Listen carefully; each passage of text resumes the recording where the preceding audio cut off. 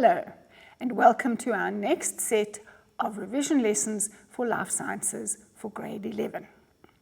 What we're going to be doing in this lesson is we're going to be looking at photosynthesis and respiration.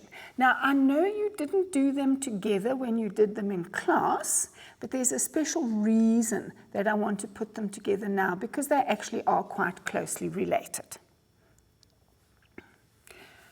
To understand how this works, you need to remember a little bit from your previous grades. For example, you need to know that cells are made of organic molecules, which are your carbohydrates, lipids, and proteins, and inorganic molecules.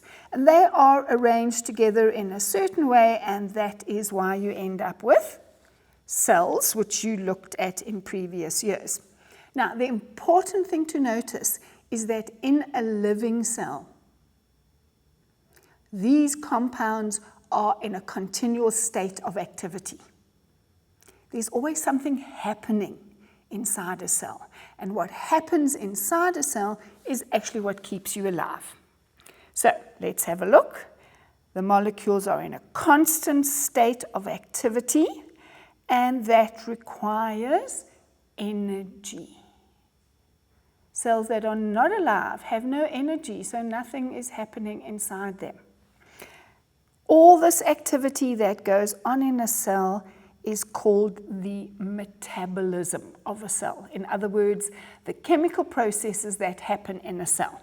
And photosynthesis and respiration are two of these metabolic processes that occur in cells.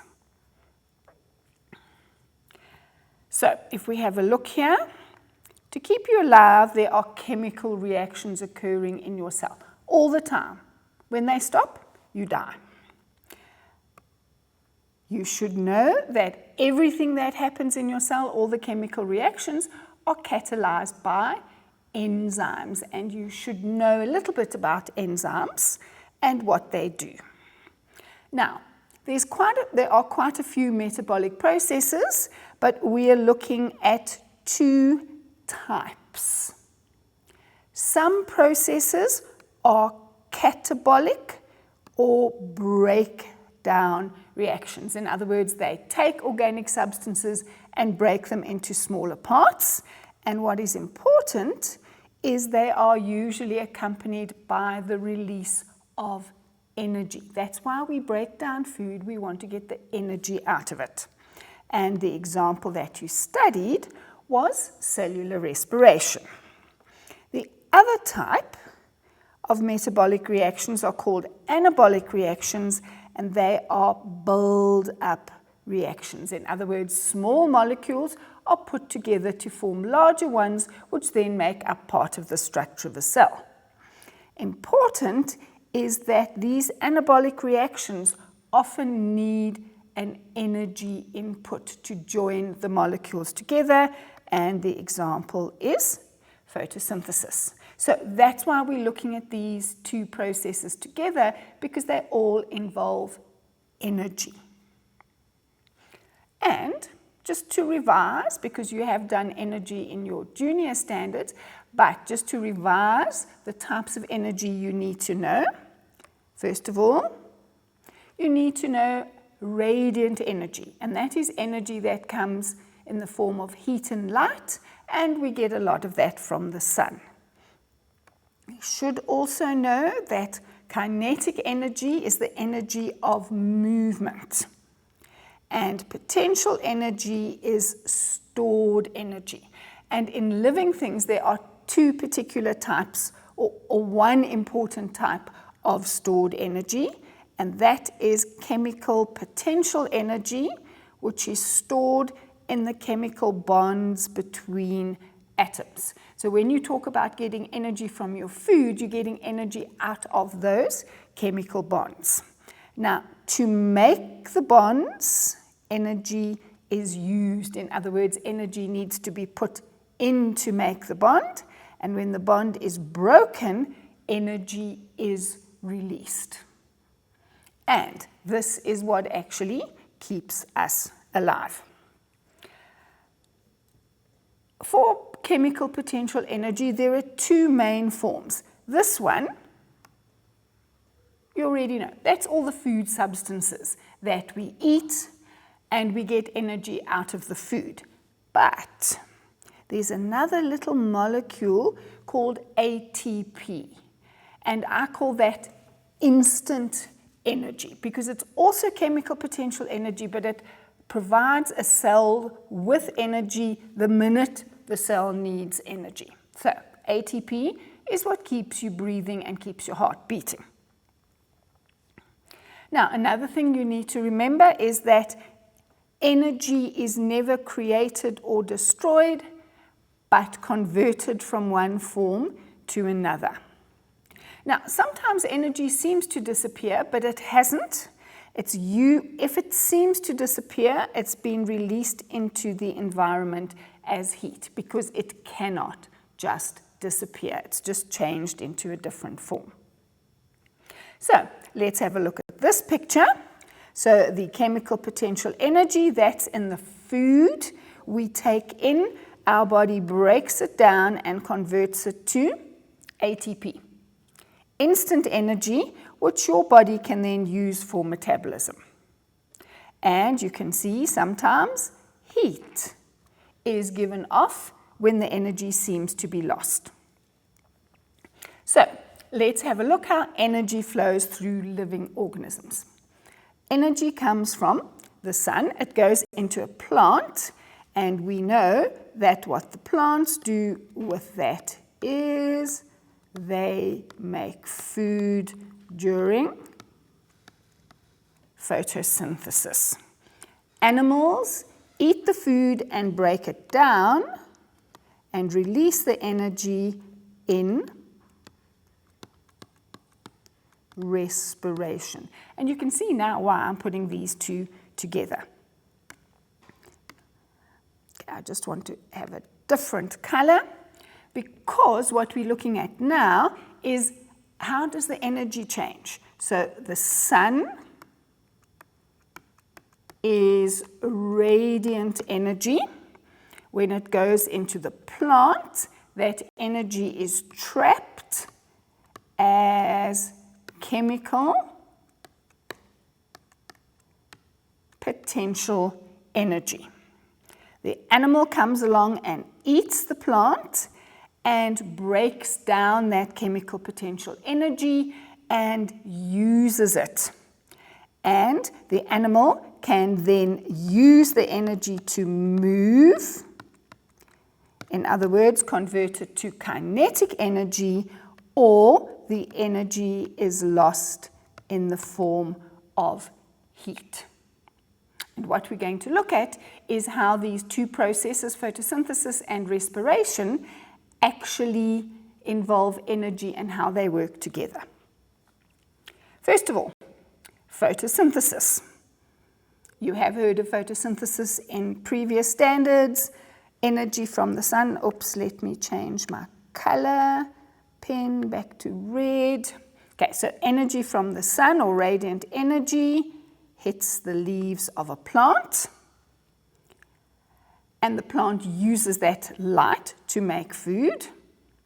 The plant needs to take in carbon dioxide from the air and water from the soil. Photosynthesis occurs and two byproducts are produced. Oxygen is given off, and the aim of the whole thing, glucose is produced, and that is the energy from the sun stored in food. So let's look at a definition. We've got to have radiant energy. There's got to be chlorophyll. It takes in carbon dioxide and water, and the end product is carbohydrates and oxygen gas. And this occurs in the chloroplasts. A bit of a revision, that's a cell filled with chloroplasts from your work that you've done in previous years, and this is the structure. What does a chloroplast look like inside? with the important part being the grana, which are stacks of membranes filled chock-a-block with chlorophyll. And that's where photosynthesis occurs. Photosynthesis we can divide into two stages. First of all, the light phase, which occurs in the grana of the chloroplasts. And two things happen in this light phase. Radiant energy from the sun is converted to, or is trapped and converted to, stored energy in the form of ATP. And the radiant energy also splits a water molecule to produce hydrogen and oxygen. Let's look at this in a pictorial form. The light energy comes along. The water has come into a leaf. The light energy splits the water molecule. And oxygen is then released. And the hydrogen stays inside the cells because the hydrogen is now going to be used for the second step, which is making the food.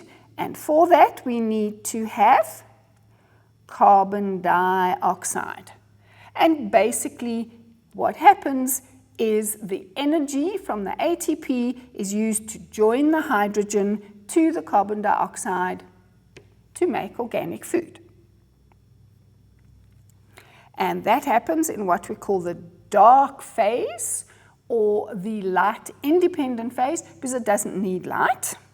That occurs in the stroma of a chloroplast, and the energy from the ATP bonds the hydrogen atoms to carbon dioxide to form food.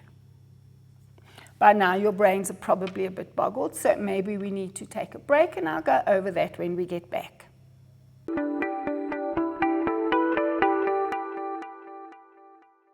Welcome back. I hope your brains have had a bit of a break, and I'm now going to recap what we were doing before the break. If we have a look at this, we'd mentioned that there is a light and a dark reaction, and the fact that radiant energy comes into the light reaction. But that's not the only thing. We also need water. And the radiant energy is used to split the water molecule, and the oxygen bit isn't needed. So that's why it's passed out. It's the hydrogen that is going to be used. So the hydrogen goes across to the dark reaction because that is where it's going to be made into food. Also going to the dark reaction, we have ATP, some of the energy stored from the radiant energy. To make food, we need another input, and that is the carbon dioxide. And basically, the energy from ATP is used to join the hydrogen to the carbon dioxide to produce organic food or carbohydrates, which we often abbreviate as CH2O. And you can see there, that's the carbon, that's the hydrogen, and they have been put together to make the food. If we have a look at this diagram, which is a bit better than the way I draw, this shows the two stages. Here, that's the light reaction with water coming in, oxygen going out, and the ATP going to the dark reaction, as well as the hydrogen, which is carried by a hydrogen carrier. We then go to the light independent or the dark reaction, in which carbon dioxide comes in.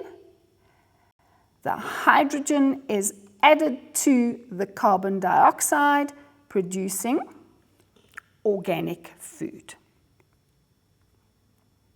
Now, what is actually happening in this process? We've got carbon dioxide. The oxygens are the red ones here. The carbon is the black one, and this is the water, and the white ones are the water. This is a molecule of glucose, and you can see that these two are joined together to produce glucose. But if you have a look, there's lots of oxygen, lots of carbon atoms, because glucose has got 6 carbon atoms. So we need to have 6 of these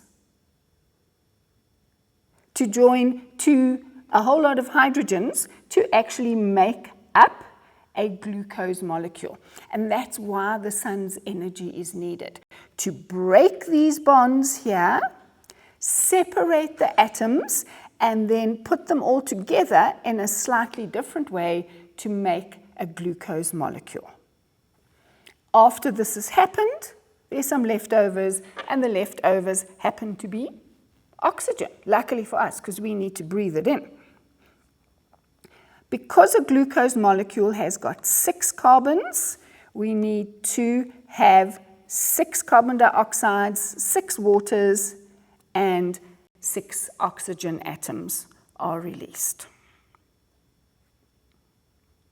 Now, photosynthesis is really important. We wouldn't be alive if it wasn't for photosynthesis, because firstly, it provides food for all of us, it absorbs carbon dioxide, and it releases oxygen. Now, you might have seen or you might have done some experiments on photosynthesis, and there are several different looking experiments that can be done, but they're all looking at, well, has photosynthesis occurred? How do we know? We know if starch has been formed, and you might have done what we call the starch test, in which a leaf is placed in hot water, it's placed in boiling alcohol to remove the chlorophyll, and then a substance called iodine solution is added to it.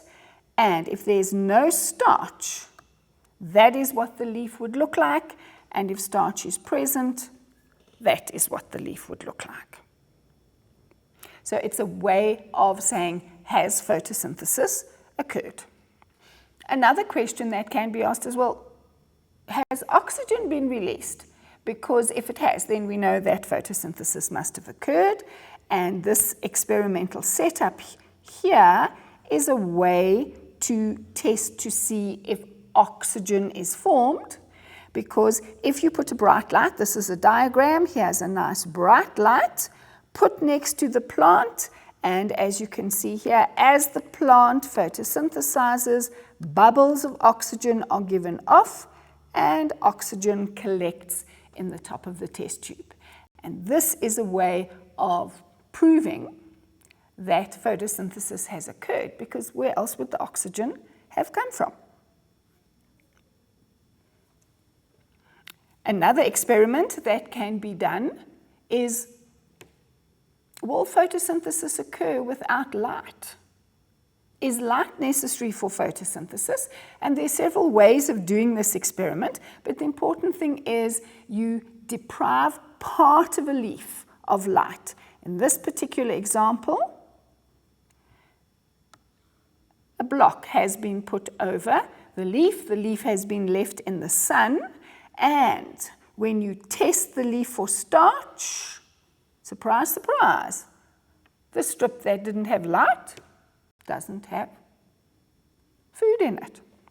And this is the results of an experiment done on geranium leaves, and you can quite clearly see that in those geranium leaves, that particular part of the leaf had been covered with a piece of paper or something which didn't allow light into the leaf. And where there was no light, guess what? No starch, which means light is necessary for photosynthesis. Next one, carbon dioxide. And there are several ways this experiment can be set up, but the important thing is the leaf has to be deprived of carbon dioxide. The leaf is first destarched, which means you make sure there's no starch in it. Then it's placed in a flask or a beaker or a bell jar with sodium hydroxide or soda lime. And the important thing here is that this absorbs carbon dioxide. So, the leaf, if it has no carbon dioxide, leave it for a couple of days and then test to see. And there will be no starch because the leaf hasn't had carbon dioxide to actually make food. Another point is chlorophyll necessary for carbon dioxide, and for this you use a leaf that's variegated with green and white patches, and after the starch test, the variegated leaf, only the green parts of the leaf contain starch, the white parts don't, therefore showing that chlorophyll has to be there for photosynthesis to occur. Now, there are several factors which affect how fast photosynthesis occurs. If they're not there, photosynthesis can't occur, and those are called limiting factors. For example, temperature. It's got to be the right temperature, because after all, photosynthesis is catalyzed by enzymes and they need the right temperature. Light intensity is needed for photosynthesis to occur, and carbon dioxide. And we find as we provide leaves with more or less of these factors, the amount of photosynthesis occurring changes. So let's first of all have a look at temperature. What's showing here is as temperature increases, what's happening? The rate of photosynthesis is increasing. But does it carry on? No, it doesn't. It reaches a peak, and at a certain temperature, and above that temperature, enzymes denature, so the photosynthesis slows down because there aren't any enzymes to make photosynthesis occur inside a cell. The next limiting factor is light intensity. And if we have a look here at the beginning, now that's dark here, okay, so that point is when there is no light at all. As you get more and more light, what's happening to the rate of photosynthesis? It is increasing. But it reaches a point where no matter how much more light you give it, the chlorophyll, the enzymes in the chloroplast, they are working at their fastest capacity. They cannot work any faster. They're still photosynthesizing, but they can't make more and more food. So the amount of food then produced then levels off. So the plant is still photosynthesizing, but it's photosynthesizing at its maximum rate. Next one we're having a look at is carbon dioxide concentration. And again here, right at the base, there is no carbon dioxide, so there will be no photosynthesis. As more carbon dioxide is added, what can you see happening to the rate of photosynthesis? It is increasing because there's now more carbon dioxide, so it can make more food. But gets to a stage where no matter how much more carbon dioxide you give it, it cannot photosynthesize any faster. The chloroplasts are already working at their maximum capacity.